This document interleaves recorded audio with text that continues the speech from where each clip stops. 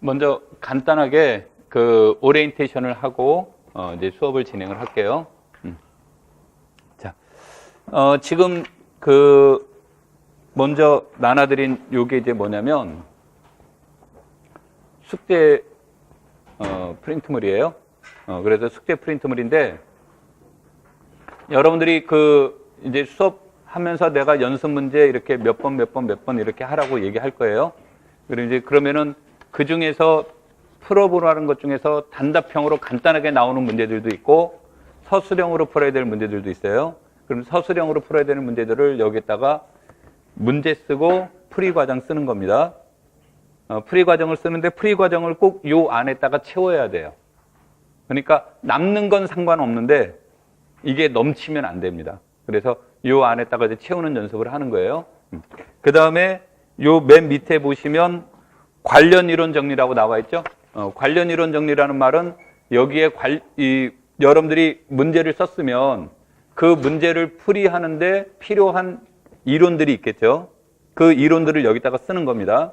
쓰는데 이 이론이 하나만 쓰이는 경우도 있고 이론이 2개, 3개 들어가는 경우도 있을 수 있겠죠. 그래서 그 이론 들어가는 공간이 너무 이제 여기 안에 다 못 들어갈 것 같다 그러면 여기에다가 이제 뭐 무슨 정리 이렇게 그 타이틀만 쓰셔도 되는데 이거를 쓰라고 하는 목적은 뭐냐면 여러분들이 문제 풀 때마다 공부하라는 뜻이에요. 그러니까 여기에다가 이걸 의무적으로 하려고 생각하면 별로 도움이 안 되고 여러분들이 이거를 적극적으로 활용을 해서 여기다 이제 하시고 여기다 만약에 이론을 못 썼다 그러면 자기가 개별적으로 계속 보셔야 돼요. 그 다음에 여러분들이 이제 가능하다 이제 하다 보면 어떤 형태가 되냐면 공부할 때 우리가 가장 많은 착각을 하는 것들 중에 하나가 이론을 공부를 하고 연습 문제를 푸니까 이론이 머릿속에 남아 있어요. 남아 있다 보니까 내가 이론을 다 안다고 생각을 한단 말이에요. 그 순간에. 그런데 이게 이제 공부라는 건 하다 보면 잊어버리고 하다 보면 잊어버리는 거니까 여기에다가 이제 가장 좋은 방법은 자주 써보라는 뜻으로 이 문제를 하는 거고 그렇다고 우리가 뭐 그 영어 단어 외웠을 때처럼 여기다가 막 외울 수는 없잖아요. 그러니까 여러분들이 문제 풀 때마다 자꾸 쓰면서 자기도 모르는 사이에 이제 자연스럽게 암기할 수 있도록 하는 형태가 되니까 요걸 이제 적극적으로 활용을 해서 문제를 하시면 될 겁니다. 자, 요거 못 받으신 분이 이따가 내가 드릴게요. 자, 그 다음에 수업은 현대대수학 8판으로 수업을 할 겁니다. 근데 이제 이게 그 8판이 없으신 분은 뭐 만약에 나는 이제 7판을 가지고 있다, 6판을 가지고 있다 그런 분들은 그거를 보셔도 크게 문제되지 않는데 내용이나 예제는 큰 변화가 없지만 구성에 약간 변화가 있을 수 있어요. 그래서 책 페이지가 내가 수업 시간에 말하는 책 페이지와 혹시 다를 수 있습니다. 그러니까 그거 정도의 불편함은 있을 수 있지만 내용적인 변화가 없으니까 예전에 있는 책을 보셔도 됩니다. 자, 수업은 우리 목차를 먼저 읽어보시면 차례라고 나와 있죠. 차례에서 보면 1장 기초사항, 2장 군, 3장 환과 채. 그래서 1, 2월에는 여기까지 이제 수업을 진행을 할 거예요. 여기에서 이제 그 3장까지 이제 수업을 중심으로 수업을 하는데 1장 기초사항은 여기서 이제 따로 수업하지 않고요. 수업하면서 필요한 내용들은 이제 내가 간단하게 설명을 하겠지만 여러분들이 읽어보시는 게 좋고 그 다음에 그 여기에서 이제 보시면 2.1, 2.2, 2.3에서는 이제 시작점에 대한 형태에서 여러분들한테 모델화를 많이 시킬 거예요. 그래서 이그젬플들에 대한 내용이 나오면 여기서 나오는 예제들이 그 군을 그 공부하는데 주요 예제가 돼요. 주요 예제가 돼서 예제 설명을 해 나가는데 책에서 보시면 뒷장에서 자세한 이론이 나오는 것들이 있는데 앞에서 먼저 빼낸 것들이 있어요. 그러면 이 문제는 이제 어떤 형태들이 나올 수 있냐면 예를 들어 행렬에 관련된 문제가 나왔다 그러면 우리가 행렬에 대해서 기본적인 내용들은 알고 있을 거다라는 것을 전제로 이제 수업이 진행이 될 거고 그 다음에 뭐 치환에 관련된 문제들이 나오면 치환에 관련된 내용들은 뒤에서 치환이라는 타이틀로 또 나와요. 또 나오긴 하는데 여기선 그것에 관련된 기본적인 내용을 중심으로 이렇게 수업이 진행이 됩니다. 그래서 그 다음에 이제 복소수 문제가 나오면 실수와 복소수는 우리가 요 앞에서 군론에서 본다면 크게 뭐 우려될 상황은 별로 없는데 이게 나중에 채론으로 가는 데 있어서 중요한 이론이 돼요. 중요한 이론이 되기 때문에 여기서 나와 있는 우리 고등학교 때부터 했던 근을 구하는 문제, 근을 구하는 문제 같은 경우는 여러분들이 굉장히 잘해야 됩니다. 그래서 그런 것들은 반드시 여러분들이 꼭 읽어보시고요. 그래서 우리가 이제 2장은 2.1부터 2.13까지는 이제 수업이 진행이 되고요. 그 다음에 2.14, 2.15는 여기서 이제 수업은 진행하지 않는데 요거는 이제 임용과는 좀 거리가 있고 그래서 이제 진행을 안 하는 겁니다. 그 다음에 이제 3장에서 보시면 3.13까지는 우리가 수업을 진행하고 3.14는 안 하게 되는데 3.14는 안 하는 이유는 이 내용을 뭐 공부를 안 해도 됩니까? 라는 그런 내용은 아니고요. 여기서 3.14가 나오는 게 벡터 공간의 문제가 선형대수의 문제와 연결이 되어 있고 책에서는 간단하게 다루지만 이거를 손을 들려면 선형대수를 공부를 해야 돼요. 그리고 이것 자체가 뭐 교사임용 시험에 나올 그런 내용들은 아니고요. 이게 나온다면 선형대수 파트에서 나오는 내용들이고 그래서 여기서 깊게 들어가지는 않고 그래서 3.13까지 수업을 할 거다라고 이제 생각을 하시면 됩니다. 그 다음에 이제 수업이 진행이 어떻게 될지는 모르겠지만 수업을 진행을 하다 보면 기본적으로 이제 오늘 수업을 예를 든다면 2.1, 2.2, 2.3 이렇게 이제 얘기가 되어 있다 그러면 2.1과 2.2 같은 경우는 통합해서 수업을 할 거예요. 그러니까 수업을 진행하는 과정에서 이게 통합이 편리하다 싶으면 통합을 할 거고요. 그 다음에 이 내용을 설명하는데 뒤에 나와 있는 내용들이 필요로 할 것 같다 그러면 뒤에 있는 내용을 갖고 와서 수업을 할 건데 이때 뒤에서 나오는 내용들은 그 책에 있는 이론을 갖다가 너무 깊게 들어가지는 않고 현재 우리가 이제 수업할 내용에 맞춰서 이제 수업을 진행을 할 겁니다. 그래서 여러분들이 거기에 맞춰서 수업하면서 보시면 되고 기본적으로는 진행 순서를 따라갈 거다. 책에 있는 목차를 따라갈 거라고 보시면 돼요. 자, 그 다음에 이제 수업을 또 하다 보면 어떤 때가 이제 나올 수 있냐면 이제 기본적으로는 지각하지 않는 게 제일 좋습니다만 무슨 말인지 됐죠? 지각하지 않는 게 제일 좋은데 혹시 내가 조금 늦었다. 조금 늦었는데 수업을 하다 보니까 뭐 판서가 한 반 정도 이미 진행이 됐다. 그러면 이제 오자마자 허겁지겁 막 그거 쓰는 경우가 있단 말이에요. 근데 그거를 쓰다 보면 뒤에 게 계속 밀리기 시작하는 거예요. 그래서 내가 수업은 5분 늦었는데 그날 수업을 망칠 수가 있어요. 그래서 저거 하다가 수업하다가 내가 앞에 거를 좀 놓쳤다 그러면 놓친 대로 가되 요즘은 전부 다 여러분 카메라 들고 다니죠. 휴대폰 있죠. 휴대폰으로 그냥 그거를 다 촬영하셔도 되니까 휴대폰으로 촬영을 하는 것에 대해서 제재하지 않으니까 여러분들이 수업하다가 나는 판서를 하는데 손이 좀 글씨 쓰는 게 느리다. 속도감이 느리는데 이걸 못 따라가겠다. 판서까지 하면서 그럴 경우가 있으면 카메라로 찍으시면서 여러분들이 그걸 가지고 있다가 집에 가서 다시 차분하게 정리하시면 돼요. 그러니까 판서에 너무 초점 두지 말라는 얘기예요. 무슨 말인지 이해됐죠? 그래서 거기에 맞춰서 이제 수업을 진행을 하도록 하죠. 자, 먼저 그러면 우리가 1, 2월에 공부할 내용에 대한 기본적인 오리엔테이션을 할 건데 아마 이게 1시간 내외의 수업이 될 겁니다. 그래서 그 내용을 이제 보도록 하겠습니다.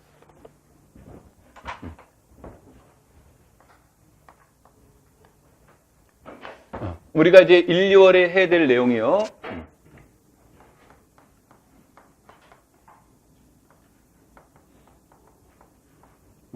군환을 하는데 내가 채를 쓴 건 뭐를 말하냐면 채론에 대한 본격적인 공부가 아니라 환의 입장에서 채의 기본적인 원리를 얘기하는 겁니다. 그러니까 채론이라고 보실 필요는 없고요.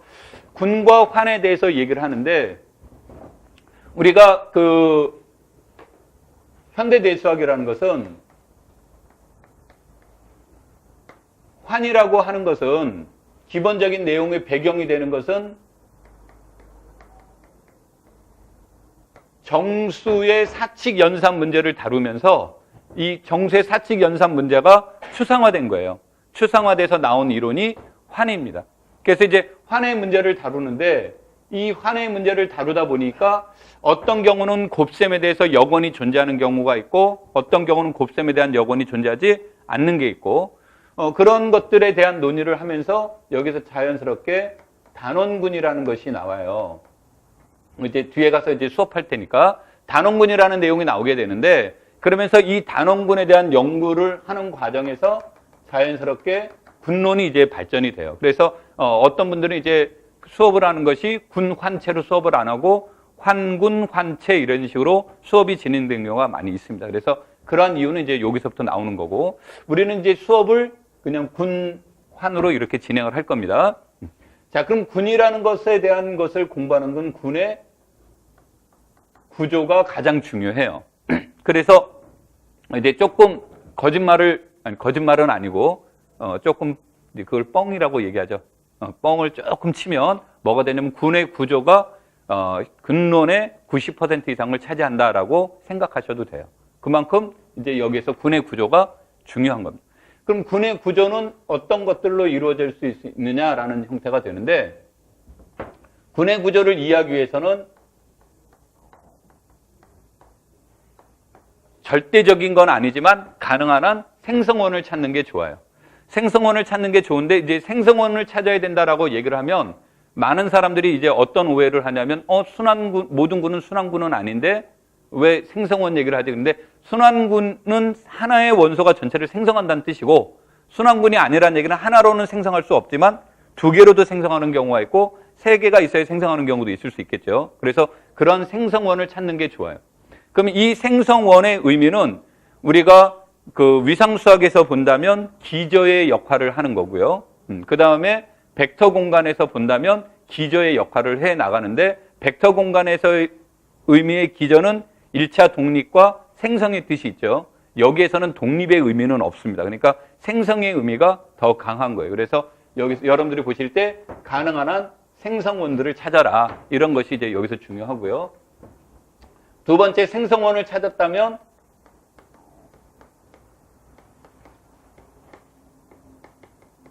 생성원의 윗수를 찾는 데다 이제 초점을 줘야 됩니다. 이때 이 윗수가 의미하는 바는 우리가 이제 그 체계 이론에서 나타나는 것들은 A의 n승이 항동원 2가 되는 가장 작은 자연수 n을 윗수라고 한다라는 의미에서 가장 최소성의 의미도 있지만, 또 다른 의미로는 A가 생성하는 원소가 몇 개 있습니까를 생성의 의미도 지니고 있으니까 몇 개를 생성하는지. 그래서 생성원들의 윗수를 찾아보는 활동이 이루어지는 거고, 세 번째로는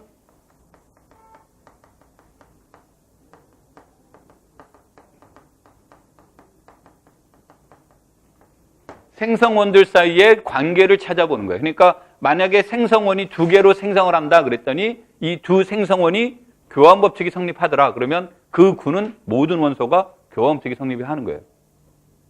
생성원이 교환법칙이 성립하지 않는다 그러면 자동적으로 비가환군이 되는 거고. 그래서 이 세 가지 구조를 알게 되면 군의 구조가 이제 파악이 돼요. 그러면 이 군의 구조가 파악이 되면 뭐 우리가 동형사상을 찾아라 그러면 동형사상도 굉장히 쉽게 찾아낼 수 있는 거고, 동형사상은 몇 개가 있을까요? 그럼 그런 것들도 카운팅하는 방법도 쉬워지는 거고, 준동형 사상을 구하셔 그럼 준동형 사상도 쉬워지는 거고, 얘가 정규일까요? 아닐까요? 이런 문제들을 찾아내는 것이 굉장히 쉬워져요. 그러니까 얘네들은 이제 대표적 개념이 되면서 군의 구조를 이해하는데 절대적 기준이 됩니다. 그런데 이제 문제는 저와 같은 생성원을 통해서 군의 구조가 어떤지를 알아보는 건데, 문제는 생성원을 찾는 게 너무너무 어려워요. 그러면 목적에서 이탈이 되는 거죠. 그러니까 생성원을 찾는 건 군의 구조를 이해하는 게 목적인데, 쉽게 하려고 하는 게 목적인데 생성원을 찾는 것 자체가 너무 어렵더라.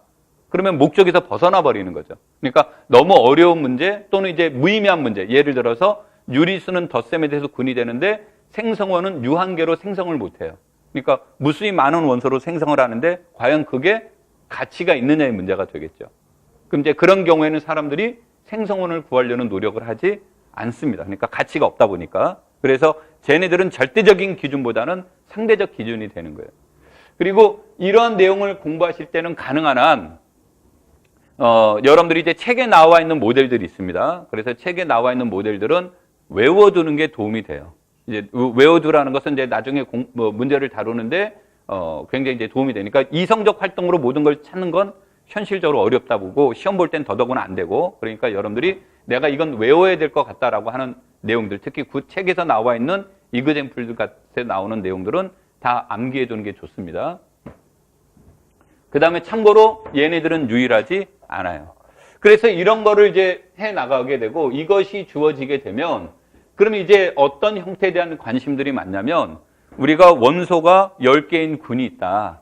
그럼 원소가 10개인 군은 몇 가지의 구조를 가지고 있을까의 문제가 돼요. 그래서 이런 구조를 알아보는 문제들이 무슨 정리냐면 동형정리예요.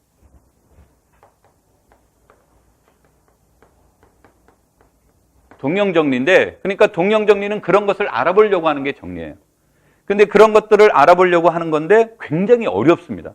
그러니까 여러분들도 어려울 뿐만 아니라 나도 어렵고 공부하는 사람이 일반적으로 어려워요. 그러니까 막 수업하다 보면 되게 잘난 척하는 건 잘 알고 있는 것만 잘난 척하는 거예요. 그럼 알려져 있지 않는 건 일반적으로 못 구합니다. 그래서 이게 학부 수준의 문제도 아니고 또 그렇다고 해서 그거를 연구하는 경우도 별로 없고요. 그래서 여기서 말하는 것은 동형정리라고 하는 원 목적은 군의 구조가 몇 개의 구조를 지니고 있을까요가 목적인데, 그런 경우보다는 이제 그게 이제 내용이 생각보다 어려운 문제이기 때문에 사람들이 이제 2개의 군이 있으면 이 둘의 구조가 과연 같을까요? 다를까요에다가 초점을 두는 겁니다. 그래서 동형정리를 하는 목적 중에 하나가 그거예요. 그 다음에 이제 또 하나가 무엇에 대한 목적이 있냐면 A와 B라는 2개의 구조가 같아요. 2개의 구조가 같은데 A는 내가 친근감이 있어서 잘 알고 있는 구조고 B는 잘 몰라요. 구조가 같다는 건 아는데. 그런데 B에 관련된 문제를 해결하시오 그러면 잘 모르니까 기본적으로 어렵겠죠. 그러면 이제 동형정리를 통해서 A에서 그 문제를 해결을 해버리고 B에다가 그것을 다시 동형사상을 통해서 B에서 해를 구하는 방법이 있는 거죠. 그러니까 이런 것들을 이제 우리가 일명 무엇에 관련된 얘기냐면 불변의 성질을 공부하는 거예요. 그러니까 불변의 성질을 공부하는데 이제 불변의 성질은 뭐 교환법칙이 보존됩니까? 뭐 위수가 보존됩니까? 뭐 해의 관계가 보존됩니까? 이런 것들을 알아보는 거죠. 그래서 이제 공부할 때 그런 것과 관련된 성질들이 보통 임용에서 많이 출제가 돼요. 그래서 이 문제는 구조적인 문제가 구조를 이제 이해하는데 초점을 두는 겁니다. 자, 그래서 이런 것들이 이제 기본적인 내용이 되는데 이 내용이 군에서는 이렇게 활발하게 이루어질 수 없지만 환론에서는 이제 중요한 것들 중에 하나가 뭐냐면 기본적으로 공간의 확장이에요. 그래서 공간의 확장으로 넘어가는 그 논리 중에 하나가 다항식 환이라는 개념을 도입하는 거고요. 그 다음에 이데알이라는 개념이 도입이 돼요. 그래서 다항식이라는 것을 통해서 공간을 확장을 시킨 다음에 이데알이라는 걸 통해서 다시 잘라주니까 공간이 축소가 돼요. 축소가 되는데 확장 후 축소가 되는 거죠. 그런데 최초의 것보다는 확장시키는 이론이 이제 우리가 말하는 분할의 문제예요. 분할의 문제고 이것을 이제 우리가 잉여 환이라는 개념으로 설명을 하는 거죠. 그러니까 그 논리가 어디에서도 적용될 것이냐 봤더니 분론에서도 적용되는데 군에서는 확장에 대한 의미는 새로운 원소를 투입시키는 것밖에 없어요. 그래서 군론에서는 확장의 의미가 별로 없어요. 그래서 주로 나오는 게 축소의 의미가 나옵니다. 그러니까 개념적으로는 환론에서 나오는 내용이 여기에서 이제 따라 나오는 거죠. 그것에 대한 내용이 바로 우리가 말하는 정규 부분군의 문제가 돼요. 그래서 이제 정규 부분군에 대한 문제가 나오게 되는데 이 정규 부분군의 문제는 우리가 일반적으로 공간의 확장보다는 여기에서는 분할의 의미가 주어지는 거고 그 다음에 이것에 대한 기본적인 이 철학들은 이 사고 방법들은 어디에서 나온 거냐면 모두 다 정수에서 나온 거고 여러분들은 익히 알고 있는 거예요. 정수에서 우리 공부할 때 이제 뭐가 나옵니까? 모듈러가 나오죠. 법 뭐 5에 대해서 합동이냐 아니냐 이 문제들이 여기서 말하는 무엇의 문제가 돼요? 정규 부분군과 관련된 내용이 되는 거예요. 그래서 이런 것들에 대한 기본적인 내용들을 우리는 군론에서 다룹니다라고 보시면 돼요. 근데 이게 이제 군론의 문제에서 다루게 되는데 교사 임용이라는 것과 연결을 시켜주면 최근에 군론 문제는 그 한 문제가 나옵니다만 한 문제가 나오는데 이제 그 대수가 3문제가 나오는데 그 중에 이제 한 문제가 나오는데 무엇과 연계를 시켜본다면 나중에 이제 채론과 연계를 시키면 이 문제가 한 문제가 될 수도 있고 2문제가 될 수도 있어요. 그런데 만약에 2문제가 나오게 된다면 그건 거의 100% 갈루와 군일 겁니다. 여러분들이 공부하다 보면 왠지 모르게 되게 친근감이 가죠. 갈루아. 갈루아 이론은 갈루아가 몇 세 때 만든 거냐면 10대 때 만든 거예요. 우리하고 비슷한 나이 또래죠. 왜 별로 반응들이 없어요. 그래서 뭐 아주 굉장히 불행하게 살다 갔는데 이 갈루아 이론이라는 것이 우리가 갈루아 군이라는 문제가 이제 나오게 되는데 이 갈루아 군이라는 것은 나중에 갈루아 이론을 체론을 공부하는 데 도움이 돼요. 그러니까 우리가 공간 확장의 이론들 중에서 가장 쉬운 이론 중에 하나가 갈루아 확대체예요. 그럼 나머지는 손을 못 대니까 책이 안 나오는 거예요.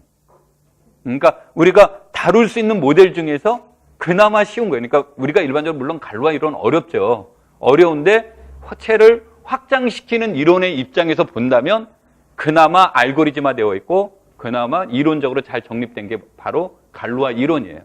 근데 거기에서 이제 그것을 또 뒷받침해주는 이론이 갈루아 군의 문제예요. 근데 이 갈루아 군의 문제를 다룰 때 여러분들이 군론의 문제가 이거 생각 좀 해보고 풀어봐야 되는데 막 이 정도 수준이 돼버리면 갈루아 문제를 다루는데 굉장히 부담스러워져요. 갈루아 군 자체가 부담인데 그 안에서 내가 이용해야 될 도구가 또 부담이 돼버리면 그냥 갈루아 군을 포기해버리는 거예요. 그래서 여러분들이 군론에서는 기본적인 내용들은 우리가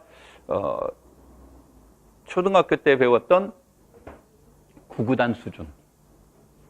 내가 예전에는 구구단보다 1.5배의 속도로 빨리 하라고 그랬는데 요즘은 많이 양보해서 구구단 수준으로. 그래서 이제 공부하다가 이제 심심하면 다른 사람들은 구구단을 외자 그럴 때 우리는 뭐 위수의 공식을 외자, 뭐 라그랑디의 정리의 공식을 외자 그러면서 이렇게 얘기하면서 쉬는 시간을 가져도 공부하는 데 도움이 됩니다. 별로 그러고 싶지는 않지. 근데 이제 여러분들이 공부하시면서 이제 그런 내용들을 이제 같이 봐줘야 돼요. 그래서 군론은 어떻게 보면 어렵지는 않겠지만 여기선 계산량이 많습니다. 여기선. 자, 그다음에 이제 우리가 환 얘기할 때 이제 얘기를 하는데 얘는 구조 문제라면 환은 흐름의 문제예요. 자, 그래서 우리가 군은 연산자가 하나만 주어져 있다면 환은 연산자가 두 개로 이루어져 있어요. 그래서 일반적으로 이제 연산자가 두 개로 이루어지게 되는데 혹시 노트 필기 때문에 얘기를 하면 환은 이렇게 해서 노트 정리하면 나중에 내 욕합니다. 이렇게 하면 막 여기 뒤로 써 나가야 돼. 그래서 이렇게 편을 쳐놓고 이거를 네 개로 공간으로 했다면 지금 요 환자는 4개의 공간으로 했다면 두 번째쯤에 쓰시면 됩니다. 이제 굉장히 살다 별 얘기 다 하죠. 이렇게 이제 4개의 공간이 있다 그러면 요쯤에 환하고 쓰시면 됩니다. 되겠죠? 그 다음에 왼쪽과 오른쪽은 이제 다 비워뒀다가 나중에 수업하면서 채워나가겠습니다. 나중에 이제 이것에 대한 격자도는 내가 따로 자료로는 드릴 텐데, 자, 환에 대한 문제가 나오면 환은 2개의 연산자로 가지고 있는데, 이 2개의 연산자들 중에서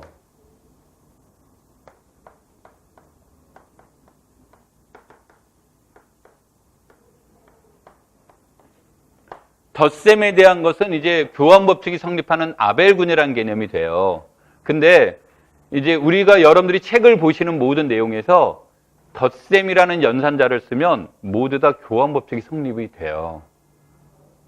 모두 다. 그러니까 이제 사람들이 덧셈군 그러면 굳이 교환법칙 얘기를 논의를 안 해버려요. 암묵적으로. 그래서 덧셈군 그러면 항상 무슨 군이 된다라고 받아들이냐면 교환법칙이 성립된다. 그래서 여러분들이 책을 보시다 보면 뭐 덧셈군 이 말이 나왔다 그러면 이건 덧셈에 대한 교환법칙은 무조건 뭐다? 성립하는 거구나라고 생각하시면 돼요. 그래서 책들에서 아벨군이란 단어는 안 쓰고 대부분의 사람들이 덧셈 기호를 썼음에도 불구하고 덧셈군 이렇게 덧셈이란 말을 강조를 해요.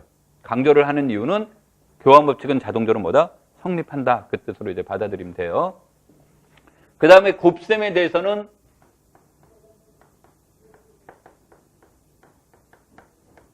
뭐 수업은 안 했지만 반군이 됩니다. 그래서 반군이라는 말은 곱셈에 대해서 닫혀 있고 그 다음에 곱셈에 대한 결합 법칙이 성립하는 겁니다. 그래서 이 두 가지 조건을 만족하면 우리는 이제 반군이라고 해요.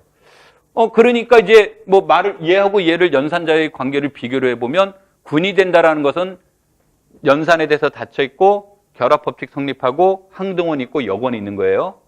그러니까 여기 안에는 항등원 얘기도 없고 무슨 얘기도 없는 겁니까? 역원 얘기도 없는 거죠. 그래서 환은 곱셈이 뭔가 부족하단 말이에요. 덧셈은 이제 군이란 구조를 가지고 있는데 곱셈은 군의 구조를 가지고 있지 못하는 거예요. 그래서 이제 사람들이 이름을 붙일 때 덧셈 기준으로 이름을 붙이지 않고 곱셈을 기준으로 이름을 붙여 나갑니다. 자, 그 다음에 이제 여기에서는 덧셈과 곱셈에 관련된 좌우 분배 법칙이 이제 성립되면 우리는 그러한 것을 환입니다라고 얘기를 해요.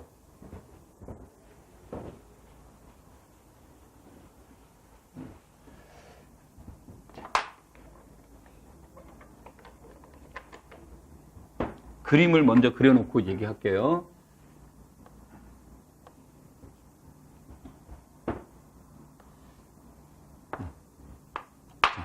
이제 이렇게 이제 얘기가 되면 그러면은 여기에서는 이제 덧셈은 이제 그 군이 된다고 그랬죠. 그럼 이제 덧셈은 군이 되는데 우리가 군농 공문은 따로 안 했지만 아직 군이 되니까 이제 두 가지 관점이 접근이 돼요. 얘가 순환군이냐?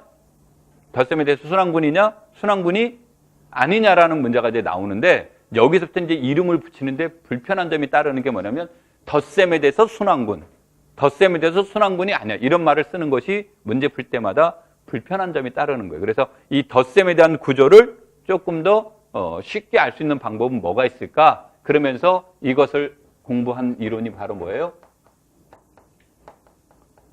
표수라는 것이 나와요. 그래서 이 표수는 무엇에 대한 연구냐면 덧셈 구조를 이해하는데 이제 도움이 되는 구조가 표수 문제예요. 그래서 이 표수는 상대적으로 환론에서 이렇게 강조되지는 않습니다. 그러니까 환론에서 강조되지는 않지만 얘를 모르면 이제 나중에 문제 풀 때 굉장히 어려움이 따릅니다. 그래서 강조하지는 않지만 반드시 알아야 되는 것이 이제 표수 문제예요. 자, 그 다음에 이제 환에서는 아까도 얘기했듯이 우리의 주인공은 덧셈이 아니라 뭐라고 그랬습니까? 주인공은 이름을 붙이는 건 곱셈 문제다 그런다고 그랬죠. 그러면 이제 곱셈 문제에 대해서 곱셈의 교환 법칙이 성립할 수도 있고 교환 법칙이 성립하지 않을 수도 있겠죠. 그래서 교환 법칙이 성립한다. 모든 원소에 대해서 교환 법칙이 성립한다. 그러면 이것을 우리는 이제 얘를 가환, 환이다라고 해서 이름을 붙인 거예요. 그러니까 여기서 교환 법칙이 성립한다라는 가환의 의미는 곱셈에 관련된 표현이 되는 거고 교환 법칙이 성립하지 않으면 즉 우리는 교환 법칙이 성립하지 않는다는 얘기는 하나라도 성립하지 않는 거죠. 그래서 교환 법칙이 성립하지 않으면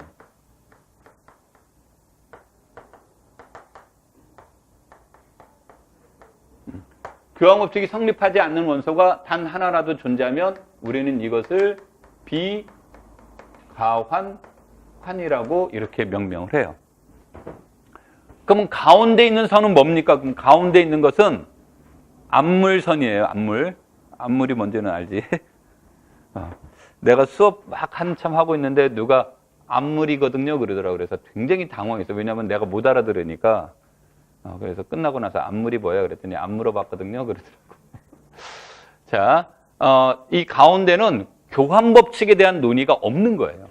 그러니까 성립할 수도 있고 성립하지 않을 수도 있는데 우리는 교환 법칙에 대해서는 논의 자체가 없는 선이에요. 그래서 이제 이렇게 이루어지고 그 다음에 이제 여기에서는 곱셈의 무엇에 대한 문제를 논의해 볼 수 있습니까? 곱셈의 항등원 얘기도 이제 논의해 볼 수 있죠. 군이 되려면 아까도 얘기했듯이 군이 되려면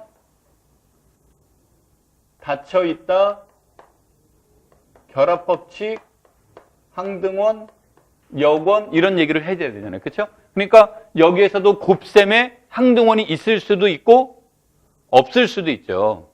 그럼 곱셈의 항등원이라는 말을 하려 때니까 되게 불편한 거예요. 덧셈의 항등원, 곱셈의 항등원 그때마다 불편하니까 사람들이 곱셈의 항등원을 단위원이라는 이름으로 붙여준 거예요.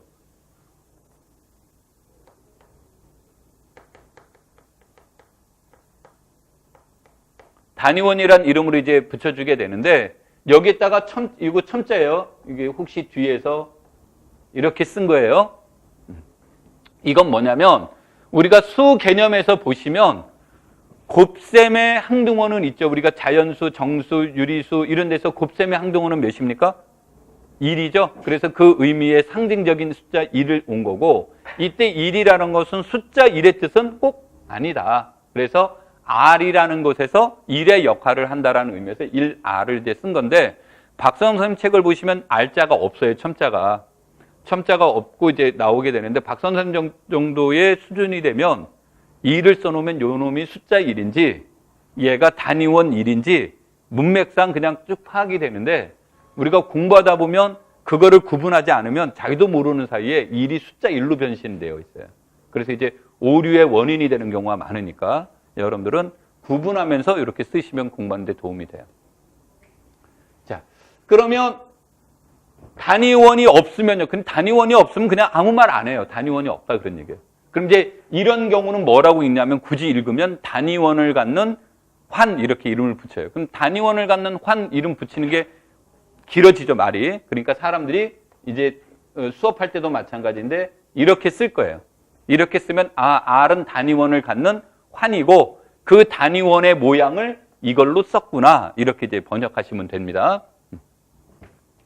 그러면 얘와 얘가 같이 이렇게 주어지면 이때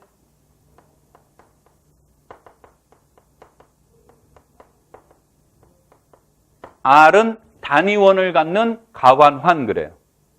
그럼 여기에서는 여기에서는 논의해도 돼요. 여기서는 이렇게 해서 논의해도 되는데 우리는 비가환은 별로 관심이 없어요.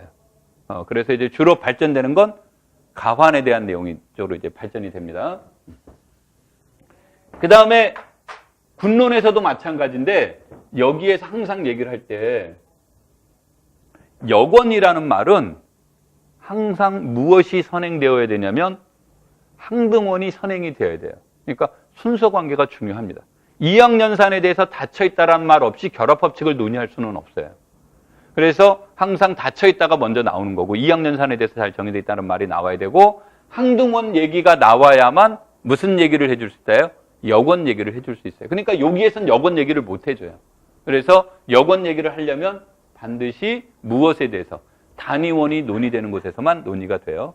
그런데 이제 A라는 원소에 곱셈 역원이 있을 수도 있고 없을 수도 있는데 A에 곱셈 역원이 있습니다. 그러니까 그것도 아까 말한 것처럼 연산자 이름을 붙여야 되잖아요. 그래서 불편해서 사람들이 역원이 존재하면 우리는 단원이라는 말을 써요.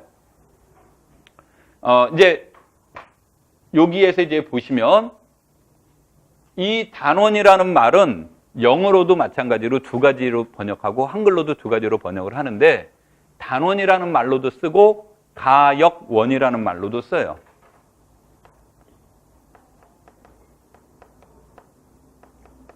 가역원이라는 말로도 써요.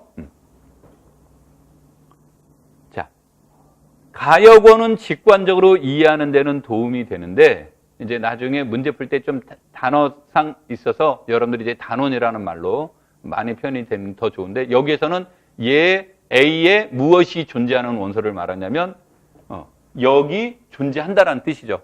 가역원의 의미가. 그래서 곱셈 역원이 존재하면 우리는 가역원이라고 하는 거죠. 그럼 정수에서 보시면 마이너스 1의 곱셈 역원은 마이너스 1이 되겠죠. 그러니까 마이너스 1은 단원에 해당이 돼요. 그런데 정수에서 보면 2의 역원은 2분의 1일 텐데 2분의 1은 정수가 아니죠. 그러니까 2분의 2는 단원이 아닌 거죠. 그래서 이 단원에 대한 논의가 나오고 자, 그 다음에 이제 여기에서 문제가 나오는 것들이 여기에서 이제 문제가 나오는 것들 중에 하나가 이 단원 얘기 나오기 전에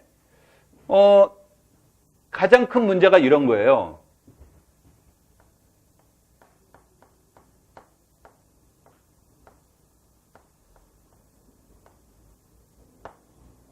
이 문제를 보죠. 그러면 이때 X는 몇입니까? 하는 문제예요. 이런 게.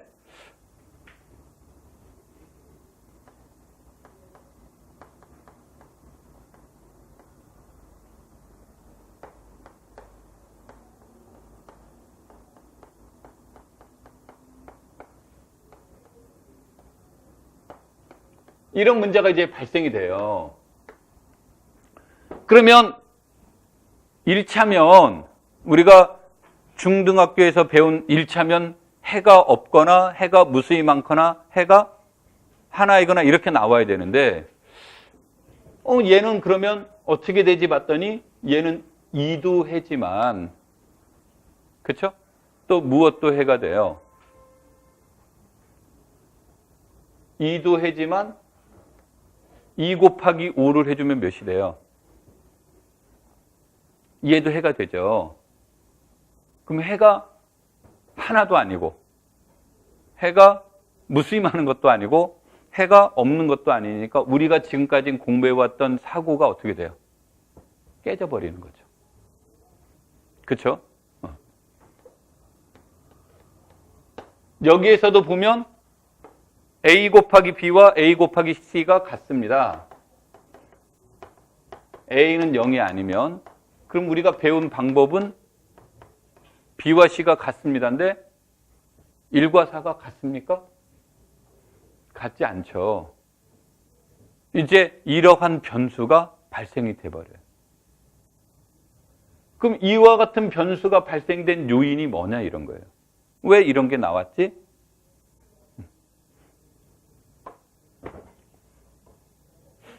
왜 나왔죠? 이것 때문에 나온 거예요. 2는 분명히 0 아니죠? 3도 0 아니죠? 6으로 나누었을 때 0 아니죠? 그랬더니 곱했더니 뭐가 돼버려요? 0이 돼버리죠? 그러니까 이게 이제 우리가 전문용어로 이런 걸 뭐라고 그래요? 영인자라고 하는 거죠. 영인자. 환론의 첫 번째 걸림돌은 바로 영인자의 출현이에요. 그러니까 영인자가 출현이 되다 보니까 소고법칙, 소약법칙이 성립합니까? 아니요, 보장할 수 없어요. 이런 문제가 나오는 거고.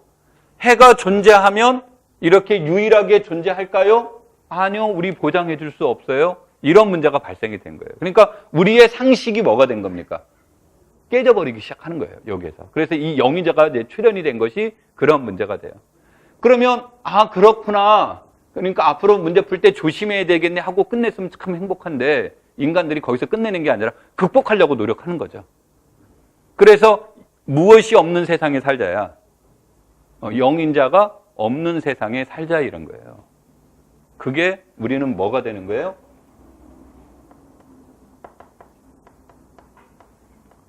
정역이라는 게 나오는 겁니다. 정역. 정역은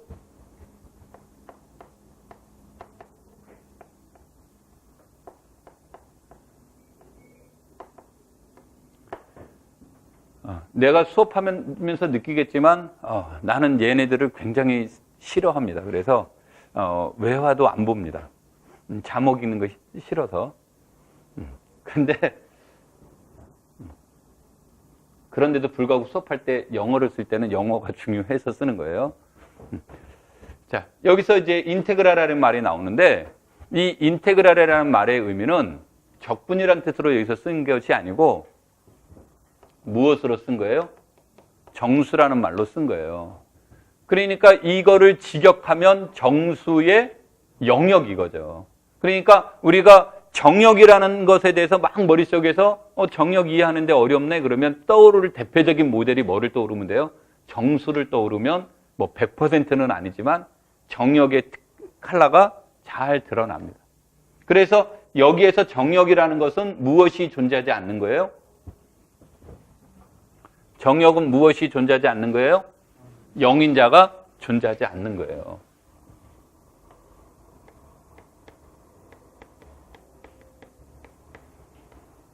물론 근본적으로 이 체계를 보면 내가 이게 지금 화살표로 이렇게 내려온 거예요.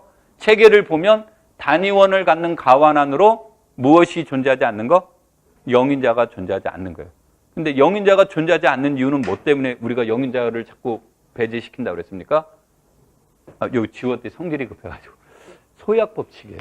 이제 뭐 소고법칙, 소약법칙인데 소약법칙. 그러니까 영인자가 없다 하면 떠올라야 될 대표적인 단어는 영인자가 없다가 아니라 정역하면 떠올라야 될 대표적인 단어는 소약법칙이 성립한다가 되는 거예요. 오케이? 영인자가 없다 이 뜻도 되지만 이 안에는 나중에 이론 공부할 때 디테일하게 나오니까요. 여기서 그림만 그려보면 영인자가 존재하지 않는다는 얘기는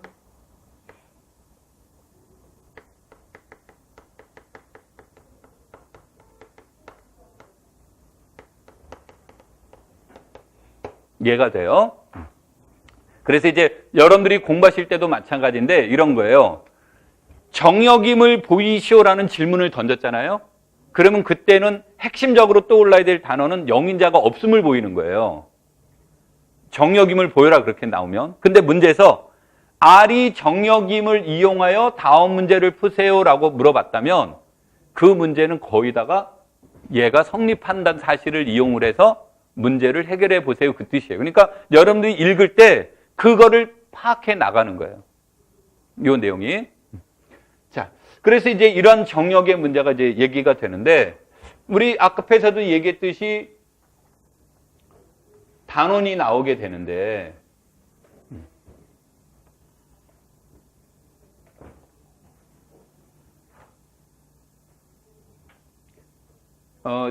여기다가 써야 되는데 여러분들이 혹시 안 보일까 봐 여기다가 쓸 라인을 여기다 옮겨서 쓸게요. 여러분은 아래다 계속 쓰십시오. 옆으로 쓰시지 말고요.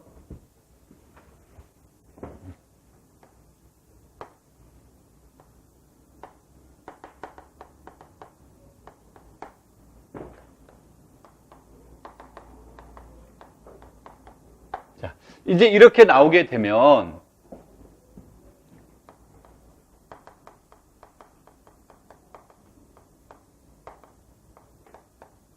나눗셈 환이라는 것이 나와요. 지금 요 중간 라인에다 쓴 겁니다. 여기에다가요.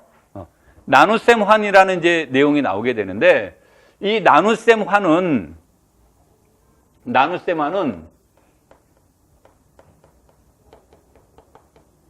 우리가 내가 따로 얘기를 안 했지만 모든 단원들의 모임은 꼭 분이 돼요. 단원들의 모임은.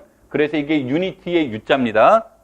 그래서 이 단원군은 뭡니까? 그랬더니 얘는 0을 제외하고는 모두 다 단원이던데요. 이런 것을 우리는 무엇이라고 얘기하냐면 나눗셈 환이라고 불러요. 근데 나눗셈 환이 되는데 얘가 주어지면 이때 R을 우리는 체라고 명명을 해요. 오케이? 그 다음에 이제 여기에서 아까 여기에다 이제 잊혀진 애가 뭐였죠? B 가환이 잊혀진 게 지금 요거 딱 한 번 나오고 그다음부터 안 나왔잖아요. 그렇죠? 쭉 나온 것이 그 라인과 얘가 만났을 때 R을 사체라는 말로도 쓰고 비틀린 체라는 말로도 써요.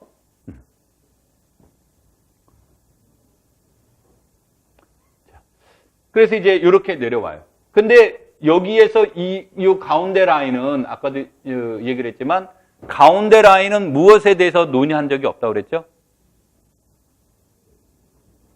곱셈의 교환 법칙을 논의한 적이 없어요. 그러니까 가운데 라인에서는 굳이 내가 곱셈의 교환 법칙을 논의할 이유가 없는 거예요. 그냥 문제를 다루시면 돼요.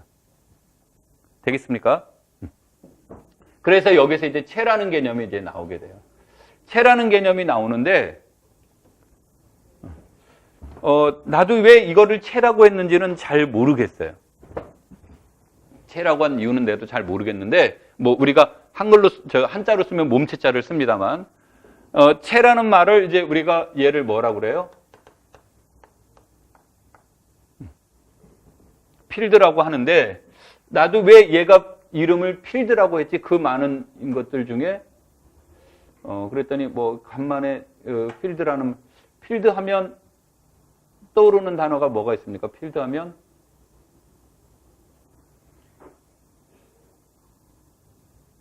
들판이 떠오르지 않나? 또 뭐 골프장 떠오르는 사람 없죠? 이제 보통 이제 필드라는 의미가 이렇게 주어지는데 이게 이제 왜 저런 이름을 붙였는지는 나도 잘 모르겠어요. 문헌을 찾아봐도 안 나오고 최초에 만든 사람들이 어떻게 만들었다는 그런 이유도 없고 그냥 이런 조건을 만족하면 체레드라라고만 나오는데 뒷얘기들을 살펴봤을 때 추측컨대 어떤 내용들이 나오냐면 우리가 선형대수학이라는 것을 여러분들이 배우면 선형대수학은 무엇을 공부하는 학문이에요? 선형 공간, 이 선형 리니어 스페이스를 다른 말로 벡터 스페이스라고도 합니다만, 그러니까 벡터 공간이라는 말로도 쓰는데, 선형 공간을 연구하는 거죠. 선형 공간을 연구하는 학문이 선형대수학이죠. 그러면 선형 벡터 공간 안에서 벡터 공간이 되려면 어떤 조건이 있을 때 벡터 공간이 돼요? 거기도 연산자가, 벡터 공간에도 연산자가 두 개가 있죠. 덧셈이라는 것과 스칼라 곱셈이라는 게 있죠. 그렇죠? 그러면 벡터 공간에서 스칼라는 아무나 스칼라가 될 수 없죠. 스칼라의 자격 조건은 뭡니까?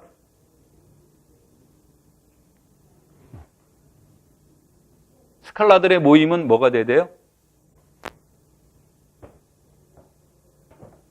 체가 돼야 돼. 오케이?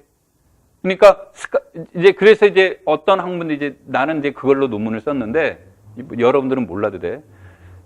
스칼라가 체가 안 되는 아이들이 벡터의 나머지 성질은 만족하는데 스칼라가 체가 안 된다는 것 때문에 얘가 벡터라는 이름을 못 붙이니까 얼마나 억울하겠어요. 그렇죠?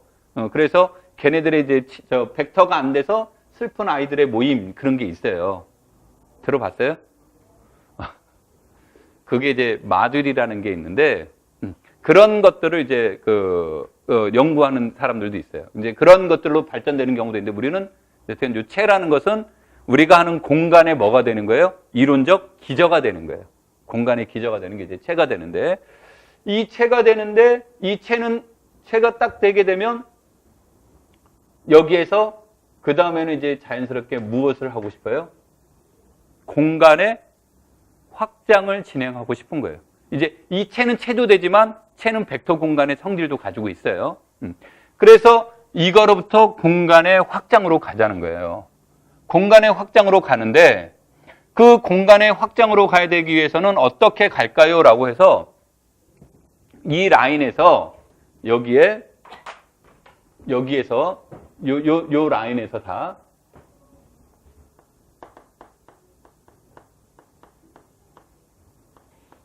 X라는 부정원을 도입을 해요. 그러면 부정원을 이제 우리가 교과 경론에선 부정원이라는 표현 대신에 보통 교과 경론에선 부정원이라는 표현 대신에 소라는 말로 많이 들어봤죠. 들어볼 거예요. 그래서 이제 우리가 보통 얘기를 하면 변수 얘기를 할 때 학생들이 변수에 대한 개념이 어려워한다. 그래서 왜 어렵냐 이렇게 봤더니 우리가 문자가 나오는 경우는 단위 개념 말고 문자가 처음 접할 때는 언제 접해요? 요즘 이제 초등학교 고학년에서 나옵니다만 x 더하기 4는 0, x 마이너스 4는 0. 그래서 처음 도입한 게 뭐예요?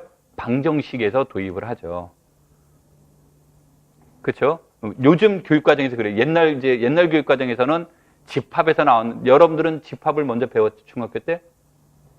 여러분 세대는. 그러니까 여러분 때는 집합에서 먼저 문자가 나왔지만 요즘은 집합이 고등학교로 넘어가 있으니까 미지수에서 먼저 나온단 말이에요. 그러니까 방정식에서. 그러니까 문자 변수 x 나오면 기본적으로 머릿속에 떠오른 건 처음 만난 애가 떠오른 거니까 뭐로 많이 떠올라요? 미지수에 대한 개념으로 떠올라요. 그 다음에 이제 나오는 것이 이제 뭐가 나와요? 우리 지금 교육과정으로 본다면 함수 개념으로 나오죠. 그래서 이제 변수가 나오게 되는데 이 문자가 나오게 되는데 이 문자의 의미를 보통 가지고 있는 게 미지수의 개념으로 많이 자리 잡고 있다. 그 다음에 이제 함수 개념에서 나온다는데 그것뿐만이 아니라 이것이 무엇이 돼요? 이 x가 뭐가 돼? 그래서 이 x란 뜻은 무슨 뜻이 있을까요? 그러면 이제 이런 거 있죠.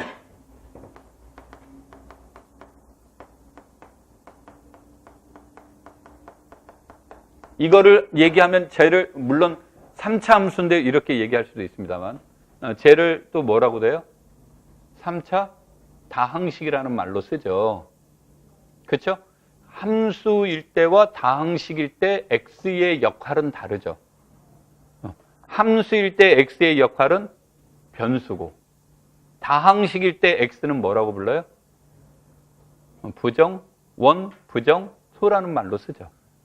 그렇죠? 그래서 이제 상황에 따라 해석이 달라지는 거죠. 뭐 별 중요한 말 아니었네. 하여튼 여기 수업에서. 그래서 여러분들이 공부하실 때 부정원, 부정소인데 미지수는 내가 영어를 너무 잘하니까 그냥 알아서 들으시면 돼요. 미지수는 unknown이죠. 그렇죠? unknown의 뜻이 뭐예요?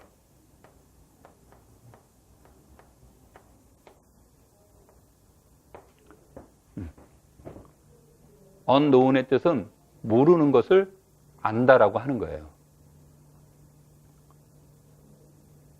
저건 알려져 있지 않은 건데, 물론 알려져 있지 않은 거의 뜻은 뭐 영어 찾아봤더니 내 말이 없는데, 이제 수학적 의미로 미지수라는 것은 모르는 것을 뭐다? 안다라고 생각하는 거예요. 구해야 될 것을 구했다라고 생각하는 거예요. 그래서 이제 여러분들이 할 때 분석법의 종합법이 할 때 분석법이라고 들어가는 이유가 구할 대상을 이미 구했다고 치자요. 그 구한 대상을 뭐라고 표현하자? X라고 표현합시다라는 의미에서. 그래서 얘는 모르는 것을 안다라고 가정하고 문제를 다룬 거예요. 물론 이제 미지수라는 표현을 쓰지만. 그 다음에 이제, 변수도 있고요. 그쵸? 그래서 이제 베리어블이라는 변수도 있고, 그 다음에 부정원은 뭐죠? 영어로?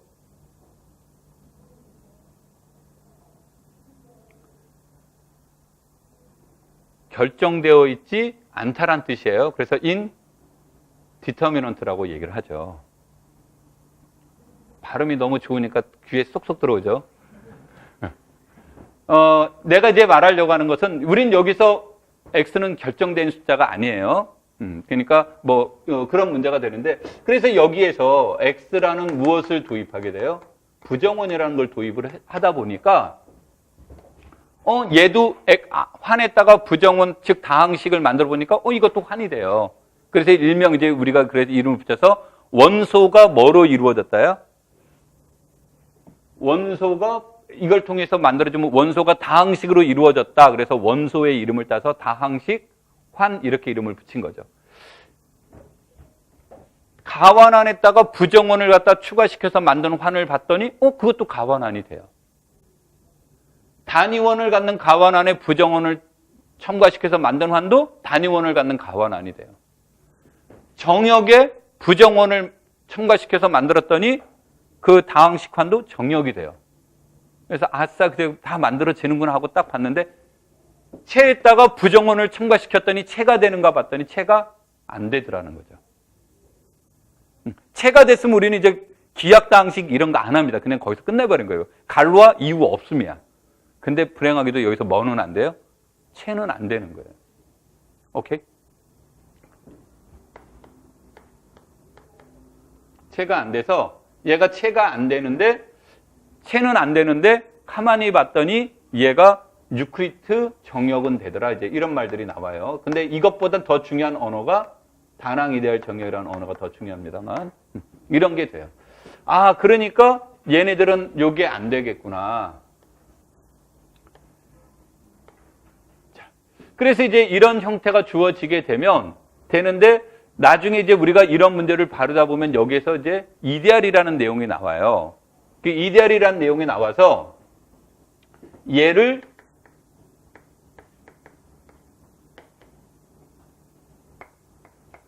극대 이데알로 이렇게 나눠줬더니 여러분 이거 쓸 때 이렇게 쓰시면 큰일 나요. 이게 이제 오늘날은 이게 습관화가 돼서 이렇게 쓰는데 오늘날은 우리가 과학적으로 발달돼서 하지만 예전에는 과학적으로 발달이 안 돼서 타자를 쳤단 말이에요. 타자를 치는데 2분의 1 요구를 치려면요. 1 치고 컴퓨터가 아니라 타자기예요. 이렇게 하면 이렇게 돼서 안 맞아요. 그러니까 이것도 줄간격 조절을 해야 돼요. 그래서 여기에다 또 뭐를 써야 되냐면 요거를 해야 되고 또 엔터를 쳐가지고 또 줄간격을 해서 이자를 써야 돼요. 요렇게. 얼마나 불편하겠습니까? 그러니까 이제 타자기에 요거를 갖다가 공간을 요렇게 쓰는 거예요. 요렇게. 그러니까 요것의 의미는 분수예요. 그러니까 이것에 이렇게 쓰는 건 이제 요즘식으로 표현하면 이 뜻인 거예요, 이 뜻. 이 뜻인데 이게 전통적으로 막 내려오니까 그냥 이렇게 쓰는 거예요. 요거는 백이에요, 백이. 공간 문제 때문에. 그래서 이거하고 완전 다른 겁니다. 그러니까 문장 쓰실 때 꼭 유의를 하셔야 되고. 자, 다시. 얘가 이제 극대 이달이 돼요. 극대 이달로 잘라줬더니 얘가 구조적으로 뭐가 되더라? 체가 되는 거예요. 체가 되는데 이 체가 이것을 무엇하기를 바라는 거예요? 확장시키기를 바라는 거죠.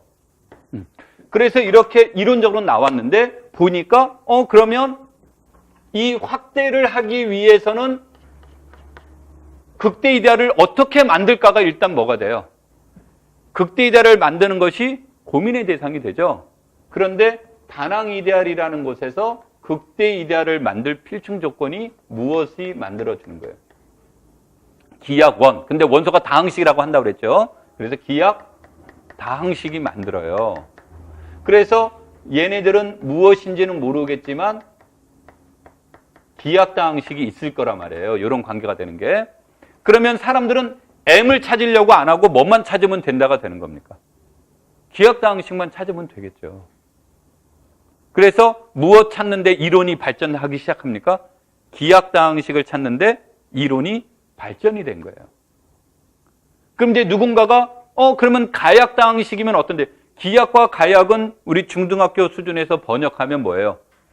인수분해 된다와 인수분해 되지 않는다가 되겠죠. 그러니까 인수분해가 되면 가약인 거죠. 그래서 인수분해가 돼버리면 영인자라는 게 출현이 돼요. 오케이? 그래서 가약이 되면 그래서 체로 발전이 안 됩니다. 체로 달리니까 이렇게 돼요. 그러면 얘가 주어지면 뭐가 될까요? 그러면 얘로 주어지면 여기에서 즉 Rx를 M으로 나눴다예요. 그러면 이제 여기에서 체가 된다니까 0의 의미가 있겠죠. 그 0은 무엇을 의미하는가 봤더니 0이 이것에 무엇을 얘기해요? 근이 0의 역할을 하는 거예요. 그런데 이때 이게 근이 0의 역할을 하는 건데 이 알파라는 애가 여기 소속일 수도 있고 아닐 수도 있어요. 예를 든다면요. 우리가 아는 문제에서 본다면 x제곱 마이너스 2라는 게 있는데 얘가 유리수에서는 뭐가 없어요? 근이 없지만 어디에선 근이 있습니까? 실수에선 근이 있죠. 그러니까 이 알파가 근이 있다 없다라는 말은 얘네들은 무조건 100% 근이 있습니다. 근이 있는데 책에서는 근이 있다 없다라고 나와요. 그거는 어디에 있느냐 어디에 없느냐를 따지는 것이지 근이라는 것만 놓고 무조건 있다예요. 그런데 이 근이 아래에 있으면 전문용어로 도루묵이 돼요. 도루묵 얘기 들어봤죠? 그렇죠? 그러니까 이걸 열심히 만들었더니 도로 R이 돼버려요. 나는 R보다 훨씬 더 큰 거를 만들려고 진짜 무진 애를 써서 갖은 애를 써서 만들었더니 이렇게 나온 거죠. 그래서 그걸 우린 전문용어로 뭐라고 불러요? 사자성어로 애만 썼다. 이렇게 나오는 거죠. 그래서 이제 우리가 나오는 것 중에 하나가 이제 뭐를 말하는 거예요? 얘가 이 알파가 어디에 없는 것을 찾기를 원하는 거예요. R에 없는 그런 당. 그래서 몇 차 이상이 돼야 되냐면 2차 이상이 돼서 갖는 거예요. 그러니까 1차에서도 따질 수는 있는데 1차는 도로 예로 가버리기 때문에 주로 어디 이상으로 2차 이상인 곳에서 따져주는 거예요. 그래서 이 알파를 찾는 거예요. 그래서 대수의 수천 년 동안 내려온 대수학자들의 주요 관심사가 뭐 구하는데 목숨 걸었어요. 근 구하는데 목숨 건 거예요. 우리도 목숨 걸면서 공부했죠. 언제부터? 초등학교 5학년 때부터 근 구하는데 목숨 걸면서 공부한 거예요. 수학을 싫어하게 된 요인이 여러 개가 있는데 싫어하는 사람들한테 요인이 되는데 수학을 싫어하는 사람 요인들이 주로 함수 때문에 싫어하는 사람이 있고 그 다음에 또 뭐에서 싫어해요? 근의 공식에서. 근의 공식에서 막 루트 들어가고 정신이 하나도 없죠. 그러니까 우리가 보통 이제 그래서 근을 구하는 공식을 찾으려고 사람들이 노력을 한 거죠. 그래서 2차에서 이제 근의 공식이 나왔죠. 3차는 나는 뭐 수업 책에는 나와 있는데 나는 수업 안 합니다만 카르다노의 공식이라는 게 있어요. 3차가. 그 다음에 아벨과 갈루아의 주장이 뭡니까? 우리에게 희망의 빗줄기를 준 이론이 있죠. 4차 이상부터는 뭐다? 근을 구하는 일반적인 알고리즘은 존재하지 않는다죠. 얼마나 행복합니까? 이제 우린 거기서 해방이 된 거예요. 근데 이게 수학의 대수 문제를 논의하는 사람들의 주요 관심사가 되는 거예요. 근데 내가 말한 것은 주요 관심사다가 아니라 못 구한다가 관심사인 거예요. 그 중요한 말은 그거예요. 그래서 일반적으로 시험 문제를 낼 때 알파를 구하는 게 쉬운 문제를 내거나 아니면 우리는 못 구하는 문제를 내거나 둘 중에 하나예요. 근데 못 구하는 문제를 내는데 출제위원이 하나는 우리에게 주는 거예요. 그 하나는 알파야. 그리고 이제 뭐를 물어봐요? 나머지 근은 어떻게 되는데? 그러니까 하나의 근을 가지고 나머지 근을 유추하는 문제들은 이제 우리가 고민을 해볼 필요가 있는 거고, 그 다음에 이제 이 뒷얘기로부터는 그래서 이 내용이 일종의 이제 확대체의 문제로 가려고 하는 거죠. 그래서 이것에 관련된 내용을 했더니 그럼 제 확대체도 벡터 공간이에요, 일종의. 그럼 몇 차원 벡터 공간이야? 이런 것에 대한 논의가 이제 나와줄 수 있는 거죠. 이게 우리 이제 유한 확대체의 문제로 나오는 거고, 이걸 디그리라는 언어로 많이 씁니다. 그러니까 왜 그 차원 얘기를 하면 영어로 차원하면 일반적으로 우리가 선형대수에서 차원은 디그리라고 안 하죠. 차원은 전부 다 디멘전이라고 표현을 쓰는데 현대대수학에서는 차원을 디멘전이라고 안 쓰고 디그리라는 말로 쓴단 말이에요. 그럼 디그리 하면 우리가 떠오르는 단어는 차원이 아니라 뭐예요? 차수죠. 그건 차수와 관련성이 있어서 그래요. 그러니까 무엇에 대한 차수와 fx의 차수와 아까 말한 차원이 동일할 때도 있고 관련이 매우 깊어요. 매우 깊기 때문에 사람들이. 그런데 얘가 또 어떤 성질이 있냐면 선형대수와는 약간의 다른 성질들이 있어요. 그러니까 디멘전으로 접근하면 나중에 이론적인 문제들을 할 때 자꾸 불편한 점이 있다 보니까 아예 언어를 바꿔버린 거죠. 그렇지만 내용은 벡터 공간의 성질을 유지하는 거예요. 그리고 나서 그 다음에는 이제 그러면 얘가 이제 확대가 됐다라고 한다면, 확장된 거라면 얘와 얘 사이에는 그러면은 체는 있어 없어? 이런 것도 이제 물어볼 수 있죠. 이거를 일명 우리가 중간 체라고 하는 거예요. 그래서 이것을 구하는 게 굉장히 어려워요. 굉장히 어려운데 아주 스페셜한 경우에 근을 구하는 알고리즘화를 시킨 게 무슨 이론? 갈루아 이론인 거예요. 무엇을 이용해서? 분론을 이용을 해서. 오케이? 그래서 이제 우리가 공부하는 것은 그래서 환론은 이런 문제가 되고, 그래서 과거에는 어떤 문제들이 많이 나왔냐면 이런 문제들이 많이 나온 거예요. 영인자가 뭐예요? 하고 물어보는 거. 그 다음에 문제를 주어졌을 때 이제 원래는 이제 저 파트에서 나오는데 이게 이제 이것이 진짜 체가 돼요? 그럼 얘가 체가 되는지 얘를 알아볼까? 뭐 이런 문제들이 중심이었어요. 근데 이제 최근의 문제들은 이론적인 문제로 뭐 얘가 진짜 이 다낭 이데알 정역이 맞아요? 이런 단순한 이론 문제였다면 지금의 이제 내용들은 이런 것들은 알고 있다라는 것을 전제로 구체적인 내용으로 접근하거나 아니면 이론적인 문제를 내되 이게 이제 책자에 나와 있는 것보다 구체화되는 과정 속에서 문제풀이하는 과정을 이론화시켜주는 문제로 발전이 돼요. 그래서 여러분들한테는 더 어려울 수도 있고 더 쉬울 수도 있고 뭐 그건 사람에 따라 달라지지만 통상적으로 어려워해요. 문적 파트를. 그래서 이거를 가는데 내가 이제 강의하면서 느껴지는 건 뭐냐면 얘네들은 복잡해요. 근데 이 이론이 여기에서도 나와요. 이게 이제 3.13 얘기예요. 지금 내가 한 얘기가. 3.13에서도 나와요. 근데 3.13에서는 다항식환이라는 머리 아픈 얘기가 안 들어가 있어요. 이런 얘기만 들어가 있어요. 여기는 다항식환이라는 머리 아픈 얘기가 들어가요. 어디가 훨씬 더 쉽겠어요. 3.13에서 나온 요 파트에서 공부하는 게 훨씬 더 쉬운 거예요. 그러니까 여기에서 이론적으로 무장을 시켜버리면 돼요. 쉬운 곳에서. 그런데 한참 하다 보면 뭐 이런 거죠. 여기에서 이론적으로 접근이 끝냈으니까 하고 끝났어요. 그리고 여기로 갔더니 여기에서 또다시 또 시작하고 있어요. 왜냐면 얘는 환이고 얘는 체니까. 그거 없어요. 똑같은 내용이에요. 그래서 여러분들이 이론을 어디에서 맞서해 두는 게 좋냐면 채론으로 여기로 넘어가기 이전에 할 수 있는 부분이 있으면 다 해두는 게 좋아요. 이론적으로 무장시켜 놓는 게 좋고, 이거를 이런 거죠. 무장이 됐다고 답안지 쓰는 게 아니에요. 제일 중요한 게 뭡니까? 우리 뭐 축구 보면 축구 경기를 봐요. 그럼 대한민국의 감독이 몇 명이에요? 5천만 명이 축구를 보면 5천만 명이 감독이죠. 자기가 가면 잘합니까? 아마 5분도 못 뛰게. 나는 아마 들어가자마자 안녕히 계세요 하고 나올 거예요. 그러니까 이 말은 이제 뭐를 말하냐면 보는 것과 아는 것과 실행하는 건 다른 거예요.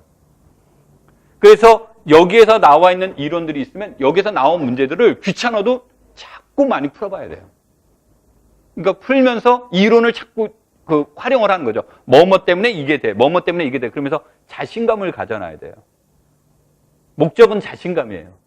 그러면 이 자신감을 가지고 어디에다 요거를 갖다 그냥 그대로 이론적으로 접근시킨다요? 채론에 접근을 시켜놓는 거예요. 그럼 이제 여러분들은 여기에서 뭐가 바뀝니까? 여기에선 두 가지 활동을 하는 거예요. 기압당식을 관련된 이론 하나와 아까 말한 갈루아 이론 이 두 가지만 여기서 습득을 하는 거예요. 그런데 이 앞에 있던 거를 안 한 사람은 이것 거를 여기 와서 복잡한 데서 하니까 복잡한 식에서 이미 지쳐버리는 거죠. 되겠죠? 이게 우리가 공부할 군환의 전반적인 내용이에요. 그래서 그거를 참고로 여러분들이 이제 보시면 됩니다. 오케이? 그래서 첫날 첫 시간이기 때문에 간단하게 오리엔테이션을 했고요. 이따 쉬었다가 2.1, 2.2 이거를 동시에 수업을 할 건데 아마 수업을 하다 보면 수업은 여기까지 하고요. 촬영은 계속 하시고요. 내가 이제 OT에서 빼먹은 게 있어서 OT 얘기를 조금 더 아까 이제 시작할 때 말을 빼먹었는데 수업은 통상적으로 4시에 끝난다라고 되어 있어요. 4시에 끝나는데 이거 수업은 4시에 끝나는 것은 정해진 바가 없어요. 그래서 내가 이제 예전에는 5시까지 수업합니다 그랬어요. 근데 하다 보니까 좀 빨리 끝나서 오늘은 4시 30분까지만 할게요 하고 수업 딱 끝냈더니 이제 야유가 들어오기 시작한 거예요. 우리는 선생님 잘생긴 얼굴을 더 보고 싶은데 왜 빨리 끝내느냐. 그래서 이게 약속은 4시로 잡아놓자. 그럼 이제 30분 더 하니까 더 좋죠. 이제 더 오래 보니까. 대답이 없어요? 그래서 이제 수업을 할 때 우리가 이제 얘기되는 건 기본적인 건 4시라고 정해져 있는데 아마 4시 전후에서 끝나는 날은 오늘 하루밖에 없을 거예요. 그러니까 4시 반 전후에서 일반적으로 수업이 끝나고 좀 짜증나는 날은 5시가 넘어가고 6시 가까이 갈 때도 가끔은 있어요. 내가 이제 이런 얘기를 하는 이유는 뒤에 여러분 스케줄 빡빡하게 잡아놓지 마세요. 이런 뜻이에요. 그러니까 4시는 내가 공식적으로 잡아뒀는데 어느 누구도 4시에 끝날 거라고 생각하는 사람은 한 명도 없어요. 그러니까 절대 기대하지 마세요. 됐죠? 두 번째로 4시에 이제 수업이 끝나게 되면 10분에서 15분 정도 쉬었다가 스터디를 하게 될 겁니다. 이제 스터디를 하게 되는데 스터디는 내가 진짜 일이 있거나 여기에 그 수업 이후에 참여를 절대 못합니다라는 사람을 제외하고는 스터디를 참여하십시오. 참여를 하고 스터디는 4명 내지 3명이 될 거고요. 그 다음에 스터디가 무너지는 경우는 언제 무너지냐면 한 명이 나 오늘 공부를 안 해왔어요. 안 했는데 어떡하지 그랬는데 갑자기 배가 아파요. 그래서 이제 배가 아픈데 스터디 공부도 안 해놨잖아요. 그래서 안 가고 이제 문자를 날렸어요. 나 배가 아파서 많이 어디가 아파서 오늘 못 가요. 그러니까 처음이니까 걱정돼서 그래 빨리 힘내세요. 뭐 건강하세요. 하고 그 다음 날 또 공부가 안 됐어요. 안 되니까 이제 뭐가 돼요? 또 아파요. 저번 주에는 배 아팠으니까 이번 주에는 머리가 아파요. 그래서 스터디가 깨져요. 그러니까 스터디는 준비가 안 해왔으면 안 해와도 참여를 해야 돼요. 무한하면 무한함을 느껴야 돼요. 온몸으로 느껴야 돼요. 그래야 다음 주에 무한하지 않는 행동을 하는 거예요. 피하면 안 돼요. 무조건 스터디는 참여를 해요. 그래야 성공을 해요. 그 다음에 스터디를 하는데 옆 사람이 같은 조에 있는 A라는 사람이 조금 못해요. 구박하면 큰일 나요. 그래도 스터디가 깨져요. 그러니까 못하면 못한 대로 잘하면 잘한 대로 하는 거예요. 그래서 이제 스터디가 이제 운영이 되는데 스터디는 아까 이제 어떤 것들이 되냐면 내가 이제 연습 문제 몇 번 해오세요. 그것이 스터디 이제가 주제가 되는 겁니다. 스터디 주제가 되고 스터디를 이제 그 진행을 하게 되면 정해진 시간은 없어요. 끝나는 시간은 조별로 다 틀려요. 조별로 다 틀리기 때문에 그 한 조가 끝날 때마다 이제 그 1조가 만약에 끝났다 치면 1조가 끝났으니까 집에 가는 게 아니고 끝나면 나한테 이제 전화를 주셔야 돼요. 그러면 내가 퇴근했다가 다시 학원으로 옵니다. 그 농담이고 여러분 스터디 하는 동안에는 나는 연구실에 있을 거예요. 연구실에 있다가 여러분들이 스터디가 끝났습니다. 그러면 이제 내가 내려와서 이제 그 피드백을 하게 될 거예요. 피드백을 해서 여러분들이 스터디 하는 중에 이런 거 잘 몰랐는데 이런 거 잘 못했는데요. 그러면 이제 그런 것 가지고 얘기를 하게 될 겁니다. 그런 거 얘기를 하고 아주 특별한 경우에 이 문제는 봤더니 대부분이 모를 것 같은데 그러면 스터디를 중단시키고 그 문제를 내가 수업을 할 거예요. 이제 그런 거는 희망사항은 별로 없기를 바라요. 그러니까 이제 그런 식으로 하고 스터디가 끝나게 되면 내가 여러분한테 준 리포트 있죠? 그 용지를 내가 이제 그 끝난 조마다 수거해 갈 겁니다. 그러니까 이거 숙제는 언제 내요가 아니라 스터디가 끝나게 되면 내가 그때 받을 거예요. 그 스터디 할 때는 그걸 가지고 하라는 뜻이고요. 스터디가 끝나게 되면 이제 그거를 내가 받으면 그 다음 주에 그거를 여러분 걸 첨삭을 해서 다시 여러분한테 돌려드릴 겁니다. 근데 이제 첨삭할 때는 이 답이 맞았냐 틀렸냐에는 관심을 갖지 않습니다. 그래서 오답이 나와도 어우 잘했어요 막 이렇게 나갈 때가 있어요. 그러니까 답에다 초점을 두는 게 아니라 여러분들이 서술하는 거, 문제 해결의 아이디어, 그 다음에 참석할 때는 서술형을 쓸 때 요즘 전문용어로 낄낄빨빠라고 하죠. 낄 때 끼고 빠질 때 빠져야 되는데 그게 잘 안 되는 경우가 있으면 그런 것들을 거기에다 이제 첨삭으로 이렇게 이제 집어넣어 줄 거예요. 그럼 여러분들이 그런 걸 기초로 해서 공부하는 자료다라고 보시면 되고, 그 다음에 첨삭한 것을 보면 가능한 한 그날 피드백을 하셔야 돼요. 이게 지나간 거는 다시 보기 싫죠. 그래서 꼭 그날 피드백이 이루어져서 그날 하는 걸로 이렇게 해서 이제 우리가 수업이 진행이 되니까 실제로는 작년 같은 것을 기준으로 본다면 6시 반에서 7시 그때쯤 보통 끝났어요. 내 경험으로는. 근데 뭐 매년 이제 다를 수 있는데 이렇게 말해도 매년 다를 수 있는데 내가 매년 느끼는 공통점은 뭐냐면 수학하는 분들은 아주 질문하지 않는다. 선생님이 혹시라도 조금이라도 힘들까 봐 자 질문 있어요? 질문하세요. 그러면 괜찮아요. 우리가 뭐 다 알아서 해보죠. 뭐 이런 그 분위기는 변하지 않고 있습니다. 그래서 한 6시 반에서 7시쯤에 수업이 대체로 다 끝날 거다 이렇게 생각하시면 돼요. 그러니까 4시라는 것은 절대 기준을 두시면 안 되고, 그 다음에 아까 얘기를 했듯이 내가 이 뒤에 일이 있거나 다른 것 때문에 난 도저히 스터디를 참여할 수 없다 그러면 미리 나는 스터디에 참여할 수 없다라는 것을 의사표시를 해놔야 돼요. 그래야 내가 그걸 기초로 해서 여러분 스터디가 되는지 안 되는지를 조를 짜놓을 겁니다. 그 다음에 조 짤 때는 여기까지만 하겠습니다.